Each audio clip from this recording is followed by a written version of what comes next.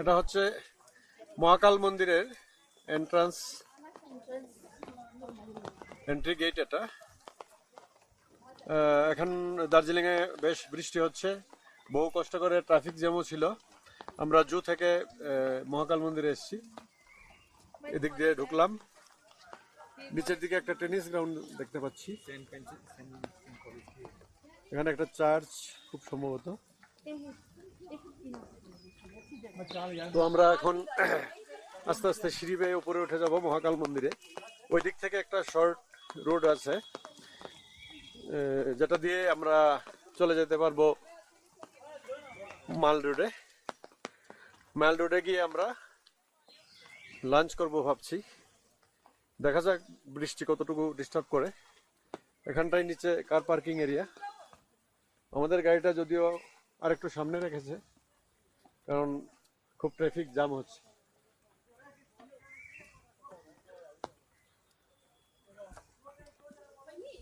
এটা হচ্ছে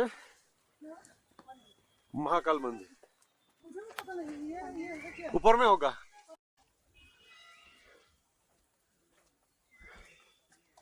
মন্দিরের অনেকটা কাছাকাছি আমরা চলে এসেছি। এখনো হালকা বৃষ্টি হচ্ছে, প্রচুর মেঘ।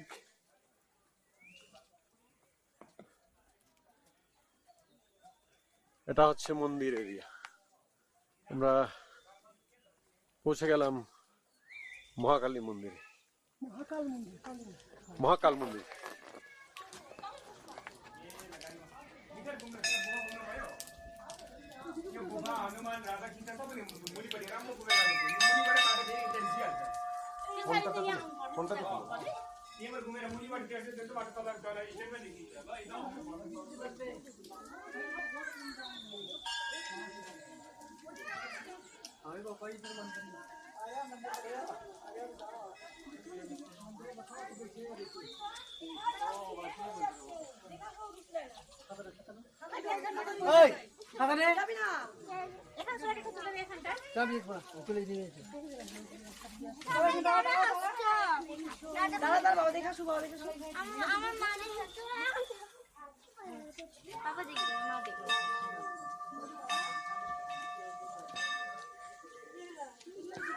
এটা অ্যাকচুয়ালি একটা শিব মন্দির, মহাকাল শিব মন্দির। ভেতরে অনেকেই পুজো দিচ্ছেন জুতো খুলে। প্রচুর বৃষ্টি হয়েছে, তাই আমরা ভেতরে যাচ্ছি না।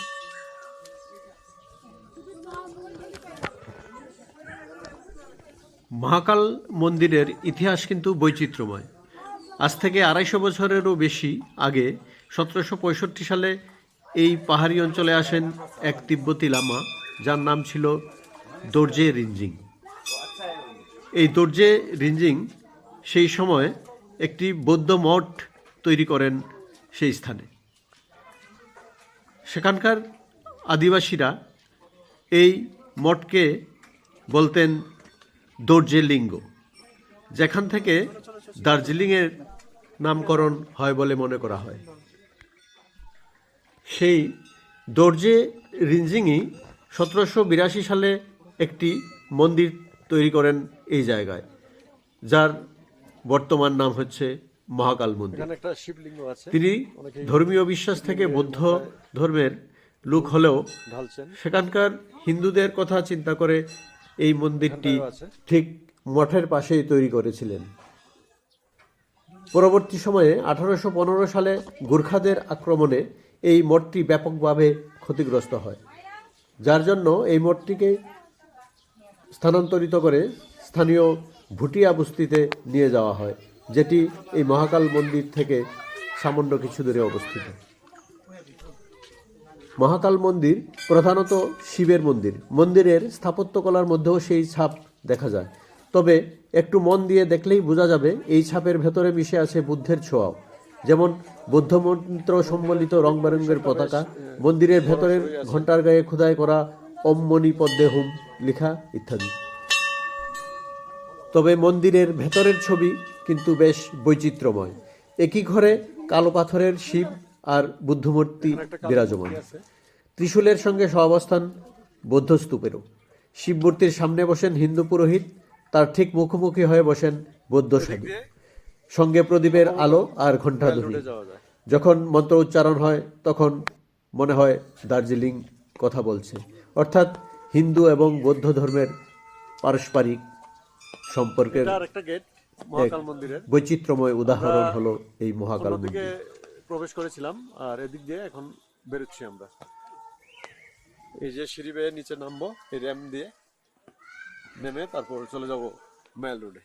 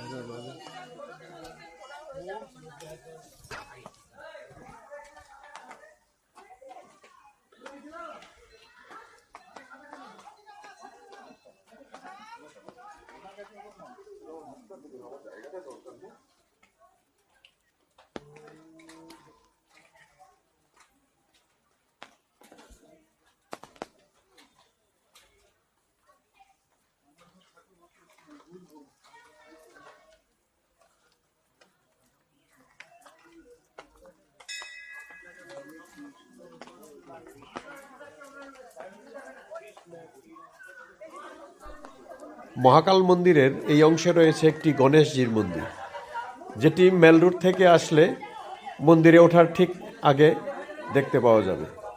আর মন্দির থেকে মেল রোডের দিকে বেরুলে মন্দিরের শেষ অংশে পড়বে এই গণেশজির মন্দির, তারপরই মেল রোডে যাওয়ার রাস্তা।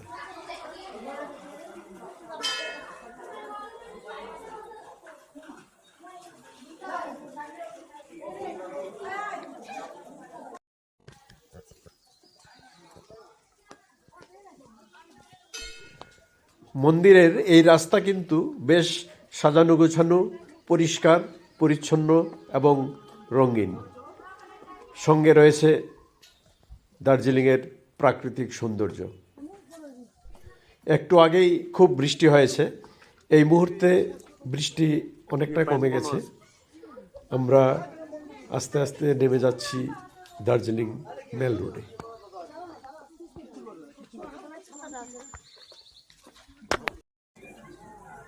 এই হচ্ছে বিখ্যাত mall road, Darjeeling mall road.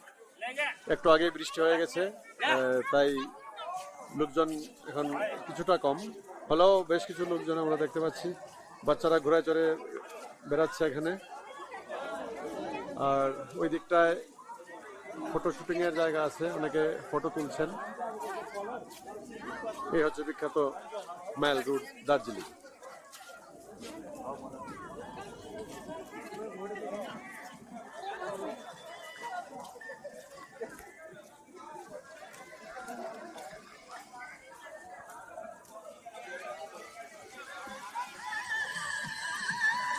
বাচ্চাদের অ্যামিউজমেন্টের জন্য নানা ধরনের ব্যবস্থা আছে। এই যে ইলেকট্রনিক গাড়িতে চড়াচ্ছে,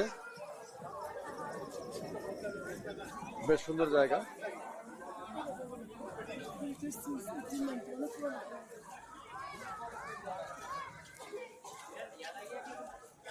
এখানে একটা দোকান আমরা বন্ধ আছে, 1890 এই দোকান এস্টাবলিশ হয়েছিল। দেখুন, হাবিব মালিক অ্যান্ড সন্স।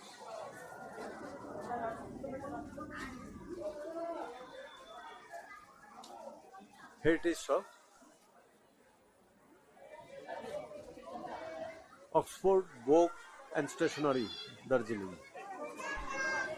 এই যে বিল্ডিংগুলি আপনারা দেখতে পাচ্ছেন, সেগুলি কিন্তু সব হেরিটেজ বিল্ডিং। 100 বছরেরও বেশি পুরনো এইসব বিল্ডিং এখনও দাঁড়িয়ে আছে দার্জিলিং মেল রোডে।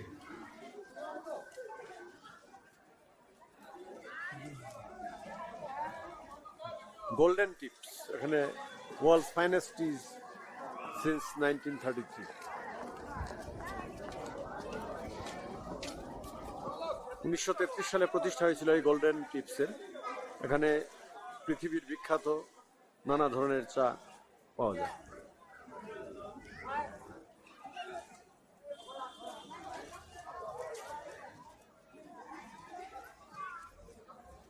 এই হচ্ছে মোটামুটি মেল রোডের ডেসক্রিপশন।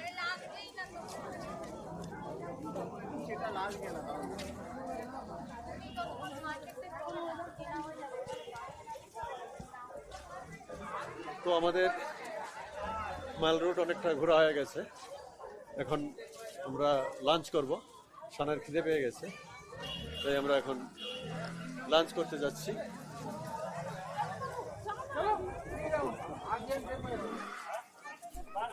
দার্জিলিংয়ের এই মেল রুট কিন্তু সন্ধ্যার পর আরও জমে ওঠে। প্রচুর লোক এখানে ভিড় জমায়, নানা ধরনের খাবার, ফাস্টফুড ইত্যাদি পাওয়া যায়, আর সঙ্গে থাকে আলু রোস্টাই।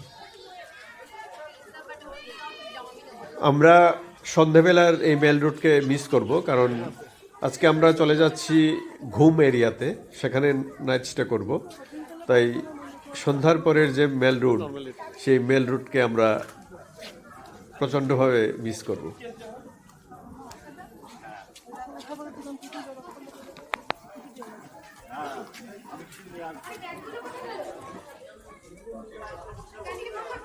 এটা 1930-তে এস্টাবলিশ হয়েছিল, ইস্টার্ন আর্টস।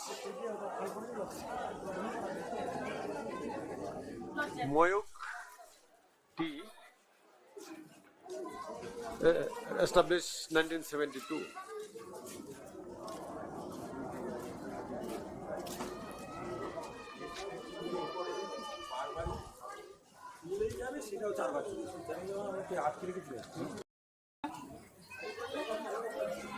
এ হচ্ছে রেস্টুরেন্ট গ্লেনারি, দার্জিলিং এর বিখ্যাত রেস্টুরেন্ট, কাফে এন্ড বেকারি। এখানে অনেক সময় লাইন দিয়ে খাবার খেতে হয়। এখানে প্রচুর ভ্যারাইটি আছে বেকারি আইটেমে।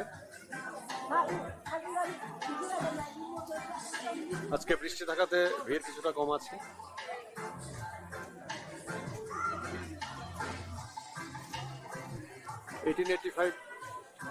এস্টাবলিশমেন্ট এই গ্লেনারি, অর্থাৎ ব্রিটিশ আমল থেকেই চলছে।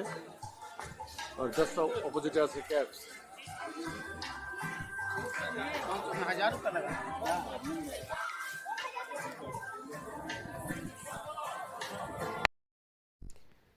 আজকের মতো দার্জিলিং ঘোরাঘুরি আমাদের শেষ হয়ে গেল।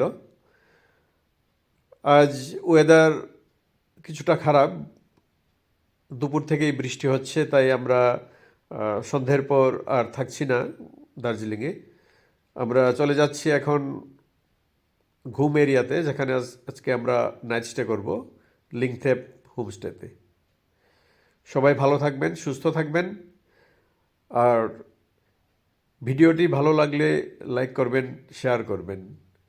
সঙ্গে অনুরোধ রইল, নেক্সট ভিডিও দেখার জন্য সাবস্ক্রাইব করুন আমার চ্যানেল অ্যাডভেঞ্চার উইথ সুবীর।